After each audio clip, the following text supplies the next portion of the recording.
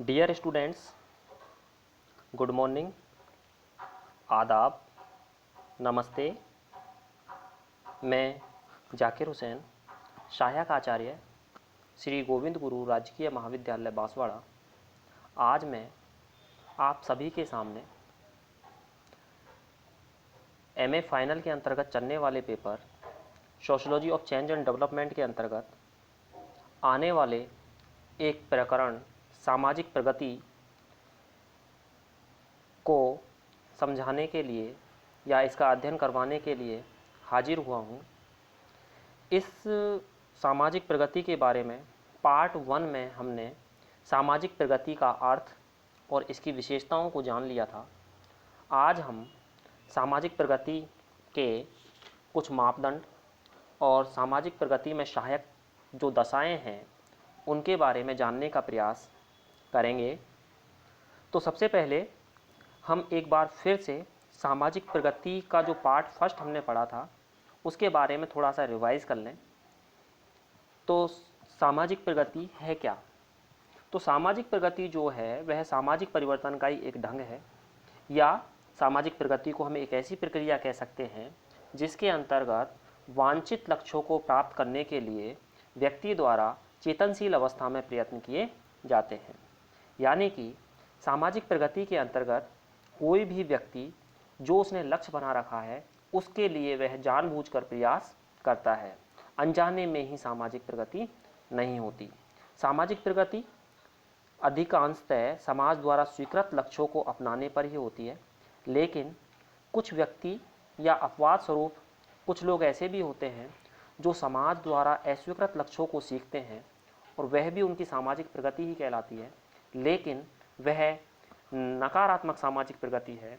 जैसे किसी चोर, डाकू या डकैत द्वारा नए नए तरीके ईजाद करके या नए नए तरीके सीख करके समाज को हानि पहुंचाना, समाज के विकास को रोकना, वह भी उसकी सामाजिक प्रगति है, लेकिन वह समाज द्वारा स्वीकृत नहीं है, इसलिए वह जो प्रगति है वह नकारात्मक के अंतर्गत आती है। तो इसकी जो विशेषताएं वो हमने जानी कि इसमें वांछित लक्ष्य में परिवर्तन होता है, यह सामूहिक जीवन से संबंधित होती है और इसमें लाभ अधिक होता है और हानि कम होती है, यह सामाजिक मूल्यों पर आधारित होती है। तो ये सारी चीज़ें तो हमने पार्ट 1 में पढ़ ली थी। अब हम उससे आगे के बारे में जानेंगे या उससे आगे जानने का प्रयास करेंगे। तो अब हम पढ़ते हैं सामाजिक प्रगति के मापदंडों के बारे में। तो सामाजिक प्रगति के जो मापदंड हैं उनके बारे में हम पढ़ें। सामाजिक प्रगति का अर्थ समझने के बाद हमारे सामने यह प्रश्न आता है कि सामाजिक प्रगति को मापा कैसे जाए, यानी कि सामाजिक प्रगति को किस प्रकार से मापा जाए। ये कोई मात्रात्मक तो है नहीं, जबकि सामाजिक प्रगति क्या है? गुणात्मक है, गुणात्मक तथ्य है। यह मात्रात्मक नहीं है कि हमने एक बोतल में भर लिया और माप लिया, या हमने तोल लिया और माप लिया कि इतने किलो सामाजिक प्रगति हो गई या इतने लीटर सामाजिक प्रगति हो गई। यह हम यानी कि माप या तोल नहीं सकते, लेकिन इसके भी कुछ मापदंड हैं। गुणात्मक है लेकिन इसके भी कुछ मापदंड हैं। इस संदर्भ में विभिन्न विचारकों ने सामाजिक प्रगति की विभिन्न मापदंड माने हैं। पीगू नामक अर्थशास्त्री, यानी पीगू नाम के एक अर्थशास्त्री हुए हैं, उन्होंने आर्थिक कल्याण को ही सामाजिक प्रगति का मापदंड बताया है। पीगू ने क्या कहा? पीगू ने कहा कि यदि आर्थिक कल्याण हो रहा है समाज का या व्यक्ति का तो वह उसकी सामाजिक प्रगति है। यानी आर्थिक रूप से यदि व्यक्ति आगे बढ़ रहा है तो वह सामाजिक प्रगति है। तो अन्य समाजशास्त्रियों ने उद्योग, उत्पादन, व्यापार, वाणिज्य, जीवन स्तर, आय आदि में वृद्धि को प्रगति माना है। यानी पीगू ने तो केवल आर्थिक कल्याण को माना, लेकिन अन्य समाजशास्त्री जो हैं उन्होंने उद्योग को भी माना, उत्पादन को भी माना, वाणिज्य व्यापार को भी माना, जीवन स्तर को भी माना और आय को भी माना कि अगर इनमें वृद्धि हो रही है तो वह व्यक्ति की सामाजिक प्रगति ही है। इसके बाद आगे हम चलते हैं। सुखवादी जो दार्शनिक हैं, यानी जो केवल सुख पर ध्यान देते हैं, उनके अनुसार अधिकांश लोगों का अधिकांश सुख ही प्रगति है। यानी कि अधिकांश लोग, प्रगति कब कही जाएगी या समाज की प्रगति कब कही जाएगी?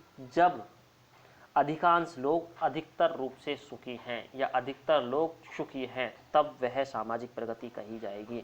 ऐसा नहीं है कि समाज का केवल एक वर्ग विशेष ही सुखी हो, बाकी जनता दुखी हो, तो वह सामाजिक प्रगति नहीं है। धर्मशास्त्री एवं नीति शास्त्रियों के अनुसार आध्यात्मिक उन्नति, यानी धर्मशास्त्री तो क्या कहते हैं, आध्यात्मिक उन्नति, आध्यात्मिक रूप से, यानी जब समाज में आस्तिकता की वृद्धि होती है या समाज में आस्तिकता बढ़ती है तो सामाजिक प्रगति हुई। और नीति शास्त्री क्या कहते हैं कि नैतिक गुणों में वृद्धि, यानी कि व्यक्ति द्वारा ऐसा व्यवहार किया जाए जो समाज सम्मत हो या नीति के अनुसार वह योग्य हो, या नीति के अनुसार ही व्यक्ति कार्य कर रहा हो, या नीति के अनुसार ही व्यक्ति कोई काम कर रहा हो, ऐसा काम कर रहा हो जो समाज सम्मत हो, तो वह भी सामाजिक प्रगति के अंतर्गत ही आएगा। अब हम पढ़ते हैं बोगार्ड्स।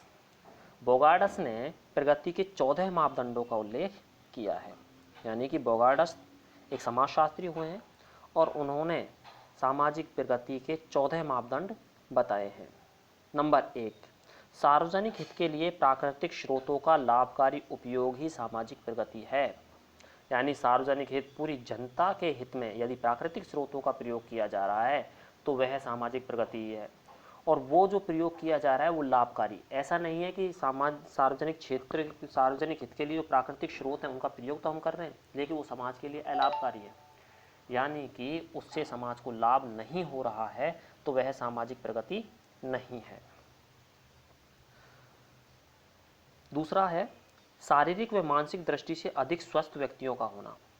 अगर समाज में शारीरिक रूप से और मानसिक रूप से स्वस्थ व्यक्ति अधिक हैं, अपवाद स्वरूप कुछ हो सकते हैं जो बीमार हों या अस्वस्थ हों या शारीरिक मानसिक दृष्टि से कमजोर हों, तो यदि अधिकांश व्यक्ति समाज में शारीरिक और मानसिक दृष्टि से स्वस्थ हैं तो वह सामाजिक प्रगति ही है। प्रत्येक समाज में कुछ ऐसे व्यक्ति भी मिल जाते हैं जो शारीरिक मानसिक दृष्टि से कमजोर हैं, अपवाद स्वरूप मिल सकते हैं, लेकिन अगर समाज का अधिकांश भाग स्वस्थ है तो, या अधिकांश व्यक्ति स्वस्थ हैं, तो वह सामाजिक प्रगति के अंतर्गत ही आएगा। आगे आता है मनोरंजन के उपयोगी साधनों में वृद्धि, वो भी सामाजिक प्रगति है। रचनात्मक कार्य के लिए व्यक्तियों को अधिक से अधिक अवसर प्रदान होने की या प्राप्त होने की सुविधाएं, यानी व्यक्ति को रचनात्मक कार्य करने के लिए अगर अधिक से अधिक अवसर प्राप्त हो रहे हैं तो इसका मतलब यह है कि वह सामाजिक प्रगति है। और ऐसे रचनात्मक कार्य व्यक्ति को मुख्यतः लोक कल्याणकारी राज्यों में मिलते हैं। आगे सामाजिक दुर्घटनाओं, बीमारियों, बेकारी और मृत्यु के विरुद्ध सामाजिक बीमे की सुविधा में वृद्धि, ये सामाजिक प्रगति के अंतर्गत ही आता है। सरकार और जनता के बीच पारस्परिक सहयोग की मात्रा में अधिकाधिक वृद्धि, यानी सरकार और जनता के बीच यदि आपस में सहयोग की मात्रा अधिक है तो वह सामाजिक प्रगति है। ऐसा नहीं है कि सरकार द्वारा योजनाएं तो चलाई जा रही हैं लेकिन जनता तक ही नहीं पहुंच रही, या जनता द्वारा सरकार के विरुद्ध विद्रोह किया जा रहा है, या सरकार कुछ ऐसा कार्य कर रही है जो जनता के विरुद्ध है, तो जनता द्वारा उपद्रव किए जाते हैं, विद्रोह किए जाते हैं, तो वह सामाजिक प्रगति नहीं है। अगर दोनों में पारस्परिक सहयोग है और सहयोग की जो मात्रा है वो बहुत अधिक है तो वह सामाजिक प्रगति के अंतर्गत ही आएगा। इसके बाद आता है मानव में धार्मिक और आध्यात्मिक पक्षों का विशेष विकास, सामाजिक प्रगति ही है। आगे सहयोगी व सहकारी जीवन में वृद्धि, यानी एक दूसरे व्यक्ति का अगर हम सहयोग करते हैं और सहयोग के माध्यम से सह अस्तित्व के जरिए जीते हैं तो वह सामाजिक प्रगति ही है। सहयोग करें एक दूसरे का, यानी कोई व्यक्ति अगर आगे बढ़ रहा है तो उसे और आगे बढ़ाने की कोशिश करें, ना कि उसके पैर खींचें। अगर हम उसे आगे बढ़ाने की कोशिश कर रहे हैं तो वह सामाजिक प्रगति है। अगर उस व्यक्ति की प्रगति हो रही है तो वो तो व्यक्तिगत प्रगति हुई, लेकिन अगर सभी व्यक्तियों की व्यक्तिगत प्रगति को शामिल कर दिया जाए तो वह सामाजिक प्रगति के अंतर्गत आएगा। उसके बाद आता है स्वस्थ वातावरण में वृद्धि, पारिवारिक संगठन की मात्रा में वृद्धि। ऐसा नहीं है कि एक परिवार में 5 भाई हैं और पांचों ही भाई अलग अलग रह रहे हैं और एक दूसरे के जानी दुश्मन बने हुए हैं। अगर मान लो ऐसा है तो वो प्रगति नहीं है। चाहे वो एक दूसरे से अलग अलग रह रहे हों लेकिन उनमें सामंजस्य हो, उनमें इस प्रकार की समन्वयता हो कि वो एक दूसरे के काम आ सकें, तो वह सामाजिक प्रगति है। व्यापार और उद्योग में जनता के अधिकारों में वृद्धि, समाज में अधिकांश लोगों के जीवन स्तर में वृद्धि, यानी कि समाज के अगर कुछ लोगों के जीवन स्तर में ही अगर वृद्धि हो रही है तो वह सामाजिक प्रगति नहीं है, यानी अधिकांश लोगों में के जो जीवन स्तर है उसमें वृद्धि होनी चाहिए। आगे आए, कला का अधिकाधिक विस्तार, व्यवसायिक, बौद्धिक और कल्याणकारी शिक्षा का विस्तार। ये सभी जितने भी 14 पॉइंट हैं ये मापदंड बताए हैं बोगार्डस ने, यानी कि उन्होंने कहा कि इनके माध्यम से हम सामाजिक प्रगति को माप सकते हैं। बोगार्डस की ही भांति डिवाइन, टॉड, हॉबहाउस और हार्नेल हॉर्ट ने भी सामाजिक प्रगति के मापदंड बताए हैं। इन्होंने भी अलग अलग प्रकार के मापदंड बताएं, लेकिन इन सभी मापदंडों का जो सार है वो इन बोगार्डस के जो 14 इन्होंने मापदंड बताए उन्हीं के अंतर्गत आ जाता है। इसके बाद आगे हम देखें सामाजिक प्रगति के लिए सहायक दशाएं, यानी कौन कौन सी ऐसी दशाएं हैं जो सामाजिक प्रगति में सहायक हैं। सबसे पहले आता है शिक्षा का उच्च स्तर। शिक्षा का जो उच्च स्तर है या शिक्षा जो है वो मानव के लिए ज्ञान का द्वार खोलती है। शिक्षा के द्वारा व्यक्ति को नवीन वस्तुओं और स्थितियों का ज्ञान होता है। शिक्षा वैचारिक विकास के लिए उत्तरदायी है, यानी शिक्षा के माध्यम से ही व्यक्ति के अंतर्गत विचार आते हैं। ऐसा नहीं है, आते तो उन लोगों के भी मन में भी विचार हैं, लेकिन जब व्यक्ति साहित्य को पढ़ता है या साहित्य का अध्ययन करता है तो उसके जो विचारों की क्षमता है या उसके जो अंदर आने वाले जो विचार हैं वो तीव्र गति से बढ़ते हैं और ऐसे ही लोगों में प्रगति के प्रति चेतना उत्पन्न होती है। अगला आता है नवीन आविष्कार। नवीन आविष्कार के सहारे मानव समस्याओं का या मानवीय समस्याओं का समाधान किया जाता है और मानवीय सुख सुविधाओं में वृद्धि होती है। जब समस्याएं सॉल्व हो रही हैं और सुख सुविधाओं में वृद्धि हो रही है तो सीधी सी बात है, इससे हम यह पता लगा सकते हैं कि व्यक्ति की या समाज की सामाजिक प्रगति हो रही है। अनुकूल भौगोलिक पर्यावरण। सामाजिक प्रगति के लिए अनुकूल भौगोलिक पर्यावरण बहुत ही आवश्यक है।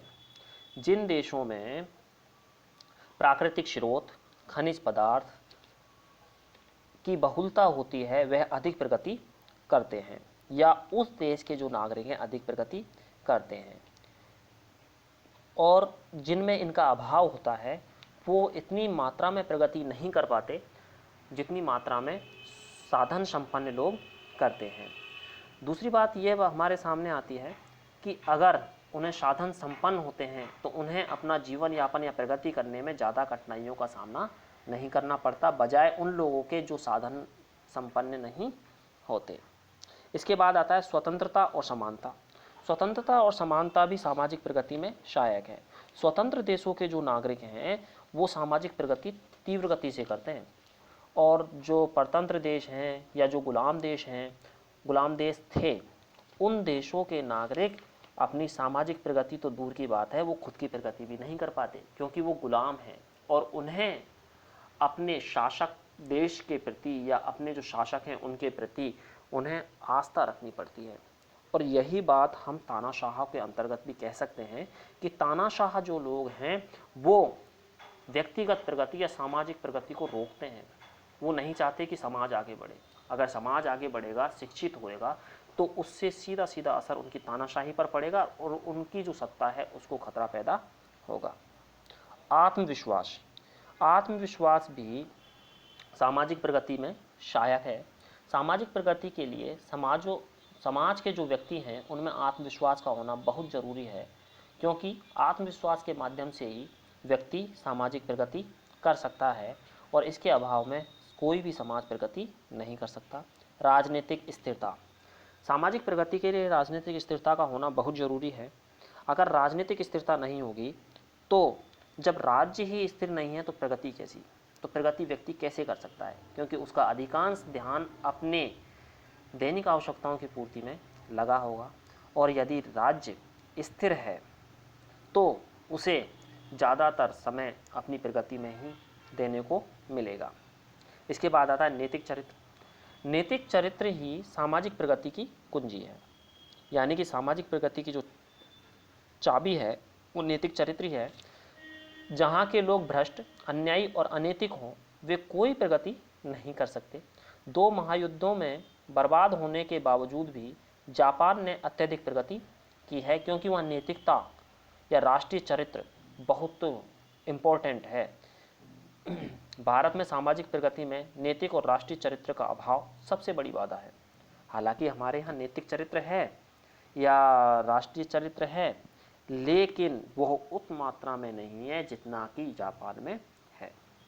इसके बाद आगे आता है प्रौद्योगिकी और वैज्ञानिक प्रगति, आदर्श जनसंख्या और स्वास्थ्य, सामाजिक सुरक्षा, योग्य नेतृत्व, न्यूनतम आवश्यकताओं की पूर्ति और कार्य में विश्वास। ये सभी भी सामाजिक प्रगति के लिए आवश्यक दशाओं के अंतर्गत ही आते हैं। तो इन्हें भी थोड़ा थोड़ा देख लें हम।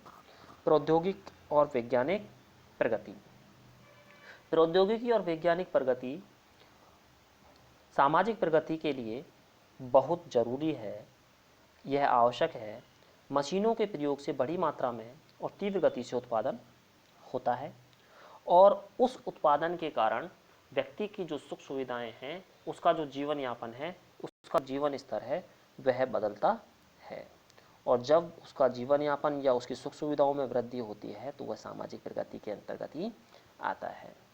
आदर्श जनसंख्या और स्वास्थ्य। जनसंख्या का आदर्श होना, यदि जनसंख्या कम है तो उस पर ध्यान अच्छे से दिया जा सकता है। जनसंख्या के अधिक होने पर उस पर ध्यान दिया तो जा सकता है, लेकिन इतनी अधिक मात्रा में उनको सुविधाएं उपलब्ध नहीं करवाई जा सकती कि वो अपनी सामाजिक प्रगति कर सकें। और स्वस्थ व्यक्ति का होना ही जरूरी है सामाजिक प्रगति के लिए। अगर व्यक्ति स्वस्थ नहीं है तो वह सामाजिक प्रगति नहीं कर सकता, क्योंकि पहला सुख निरोगी काया, यानी जो व्यक्ति निरोगी है या जो व्यक्ति स्वस्थ है वही व्यक्ति अपनी उन्नति कर सकता है, अपनी प्रगति कर सकता है। आगे आता है सामाजिक सुरक्षा। जिस समाज के लोगों को सामाजिक सुरक्षा या सुरक्षा अधिक प्राप्त होती है, उनके प्रगति के जो अवसर हैं वो भी अधिक होते हैं। जीवन की सुरक्षा और उच्च पद प्राप्त करने के अवसरों की उपलब्धि लोगों में आत्मविश्वास पैदा करती है। आगे आए योग्य नेतृत्व।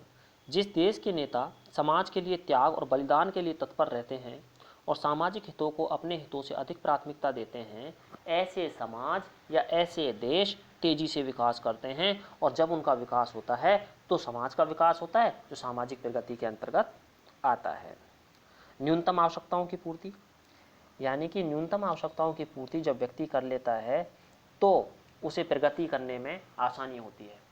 अगर किसी व्यक्ति द्वारा अपनी दैनिक आवश्यकताओं की पूर्ति ही नहीं की जा रही है तो वह उस मात्रा में प्रगति नहीं कर सकता जिस मात्रा में एक वह व्यक्ति करता है जो अपनी न्यूनतम आवश्यकताओं की पूर्ति आसानी से कर लेता है। कार्य में विश्वास। सामाजिक प्रगति के लिए यह आवश्यक है कि लोगों में धार्मिक नियतिवाद और भाग्यवाद के स्थान पर स्वयं की शक्ति और कार्य में विश्वास हो। किसी भी व्यक्ति का भाग्य में विश्वास होना जरूरी है, वो भाग्य के बारे में सोचता है, लेकिन उसे कार्य में भी विश्वास करना चाहिए। क्योंकि अगर मान लो हमें खाना खाना है और खाना हमारी किस्मत में लिखा हुआ है, तो जब तक हम खाने को अपने उठा करके खाने को थाली से लेकर के प्लेट से लेकर के मुंह तक नहीं पहुंचाएंगे तो हमारा पेट कैसे भरेगा। इसलिए यह जरूरी है कि हमें अपने कार्य में विश्वास भी करना चाहिए।